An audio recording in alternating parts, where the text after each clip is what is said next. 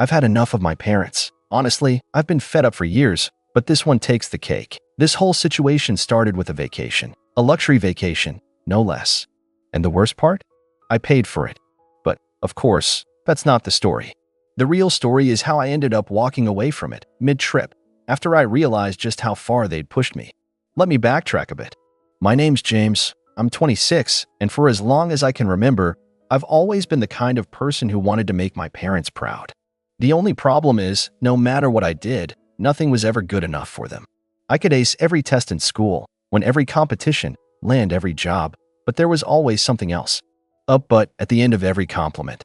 You did great on that project, but you should have gotten a promotion already. Or, that's a nice paycheck, but you could be making more if you weren't so focused on that side hustle. It's exhausting. But here's the thing, I'm not a failure. I'm doing well for myself now. I have a decent job, and I've been working my tail off for years to get to a place where I don't have to worry about money or living paycheck to paycheck. I've put in the work. And yet, there's this constant feeling with my parents that nothing's ever enough, that I should always be doing more. So when my parents started talking about this luxury vacation they wanted to take, I wasn't exactly thrilled. We're talking about a 5-star resort, a private beach, fancy dinners every night, and spa treatments on the regular. It was expensive, and they wanted me to foot the bill. You'd think I'd just say no, right? But that's not how my parents operate. There's a lot of guilt tripping involved, a lot of "you don't want us to be miserable, do you? And we worked so hard to give you everything, and now we just want to enjoy a nice vacation together." After months of hearing the same thing, I finally caved. I figured, okay, maybe it'll be a nice break. Maybe, just maybe, it would be a chance for us to bond. The problem? I wasn't just paying for my part of the trip. I was paying for everything. Sure, I could afford it, but the whole time I was dreading it. And when we finally got to the resort, it only got worse. The first night, my parents didn't even bother to hide it.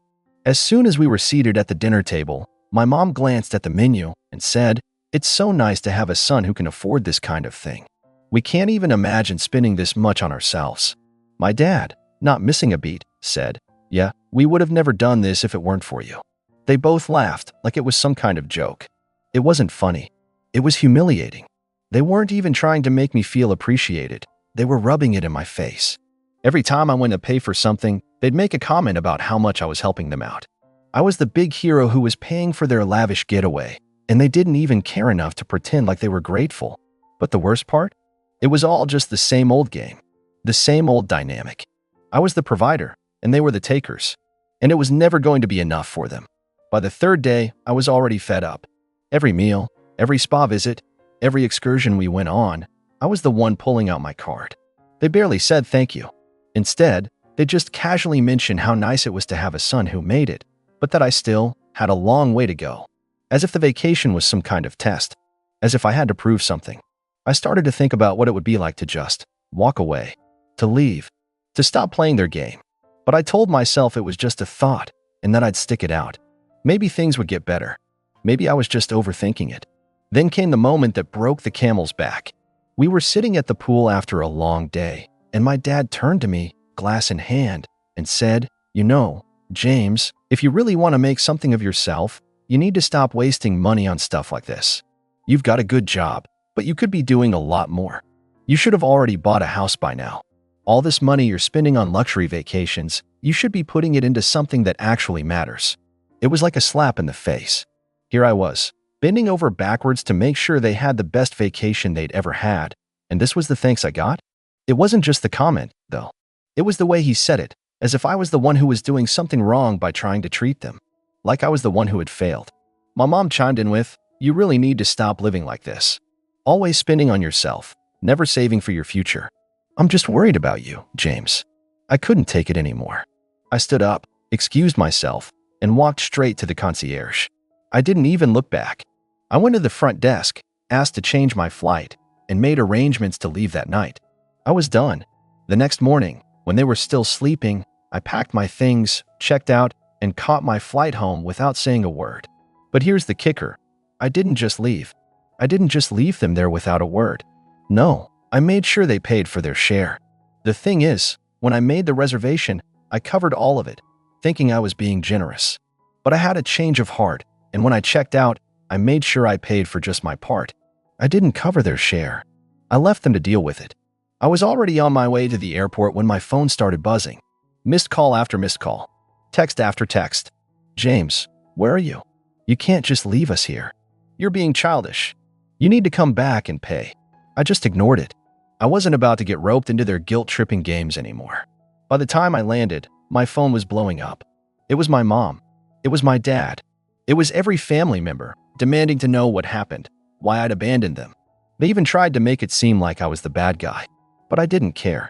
I just wanted to be free from them. And now I was about to face the fallout. The moment I stepped off the plane, I could already feel the weight of the storm coming. My phone hadn't stopped buzzing the entire flight, but now that I was back home, it was like I had stepped into the eye of it. I figured it would be bad, but not this bad. My parents were relentless. Every time I looked at my phone, there were more calls, more texts, each one pushing harder for me to fix what I had done. James, please, we can't believe you did this. We're stuck here, and it's all your fault. Come back and finish what you started. You don't just leave family hanging like this. And then, of course, the guilt trips. You've changed. You're not the son we raised. At first, I just ignored it. The last thing I wanted to do was engage with them, but after an hour of constant notifications, I gave in. I figured I'd at least address the situation before they escalated it further. I'm not proud of the way I handled it, but I was sick of always being the one to bend. I had done enough for them. I didn't owe them another ounce of my energy. So, I picked up the phone and called them back. Hello? My dad answered, his voice dripping with fake calmness. You don't need to yell at me anymore, I said, not wasting any time. I'm not coming back. I paid for my part. You're on your own now. Deal with it. There was a moment of silence on the other end of the line. A long, thick silence. Then my dad spoke again, this time sounding far less collected. James, what are you talking about?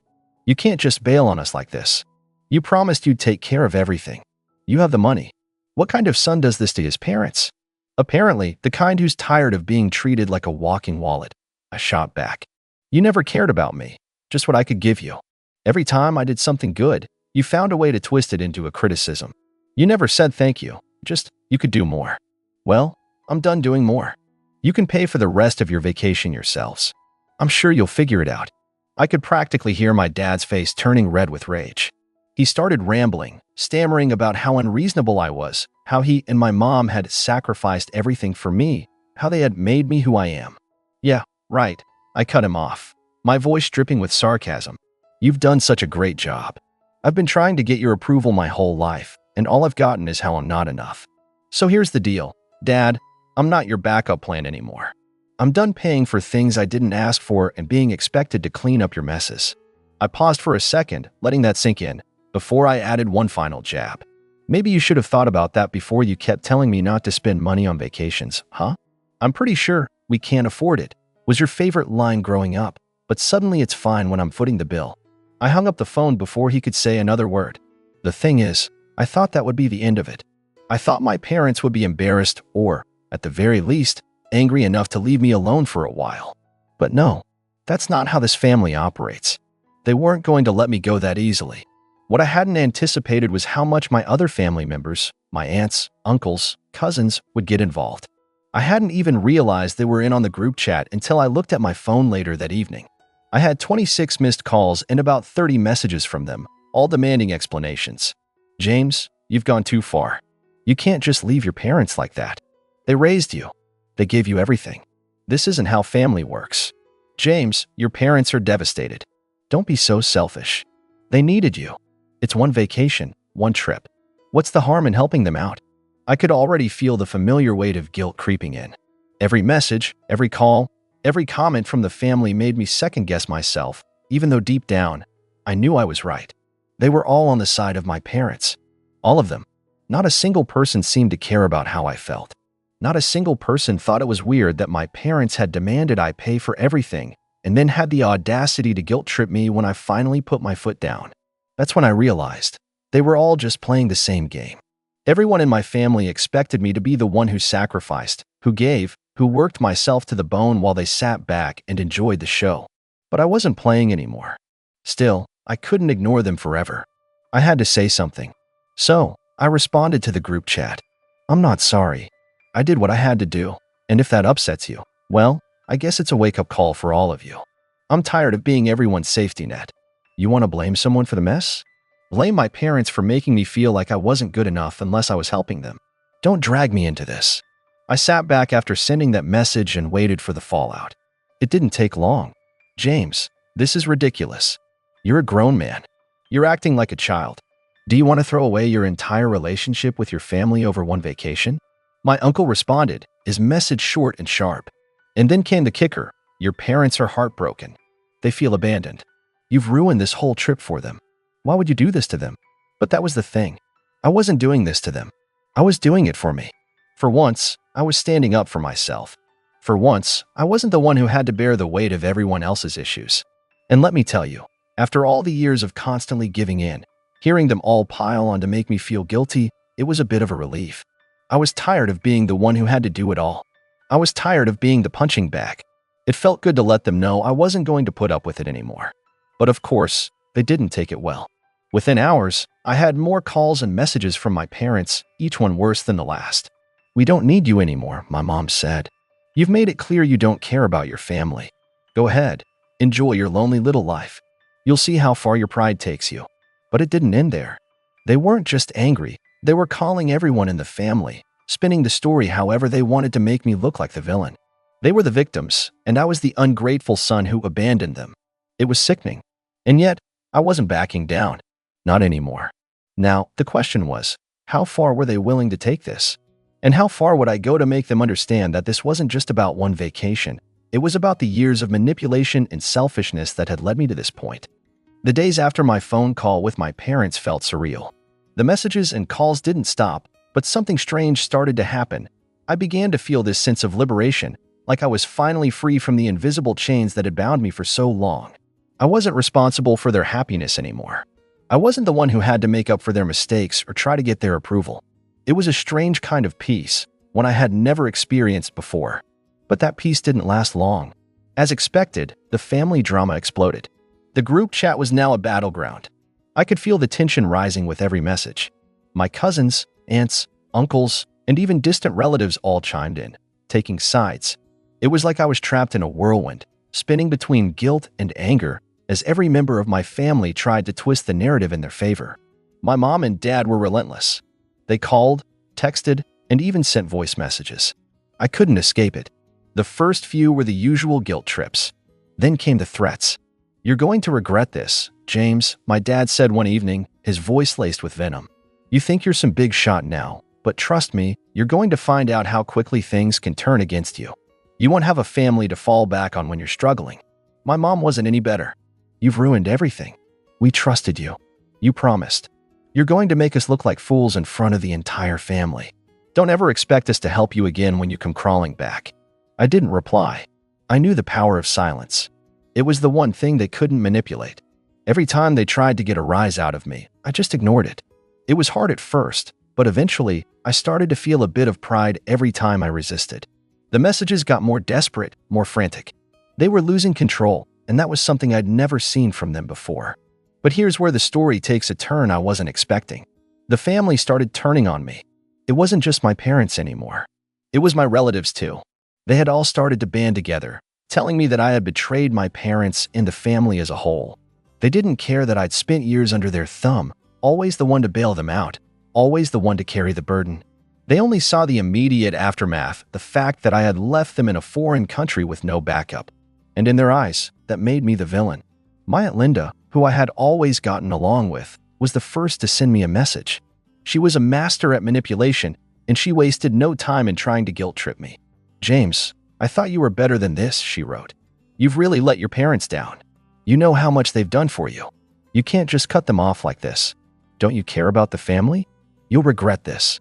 You'll see. I wanted to respond. I wanted to tell her how many times my parents had let me down, how many times I had been expected to sacrifice for them, and how, at the end of the day, I was the one left to clean up their messes. But I didn't. Not yet. I wanted to let them stew for a while. I wanted to see how far they would go to paint me as the bad guy. Then came my cousin Sarah, who had always been the goody two-shoes of the family. She was the one everyone looked to as the example of what a good child should be. She had always been so quick to judge me, but this time, Her message was nothing short of hypocritical. "You're making a huge mistake, James. If I were you, I would apologize right now. You can't just throw your family away like this. You'll regret it." Believe me, I didn't know whether to laugh or cry. Sarah was the last person who should be lecturing me on family. She was the one who always turned a blind eye when my parents pulled their usual antics, the one who smiled and nodded as they manipulated and controlled everyone in their path. Now, she was the one trying to guilt-trip me into submission. But what struck me the most was this. The more messages I received, the more I realized just how toxic my entire family dynamic was. It wasn't just my parents. It was everyone. They all had a stake in my obedience, in me staying silent and doing what I was told. They didn't care about me as an individual. They cared about what I could provide, how much I could sacrifice. And that realization made me angry.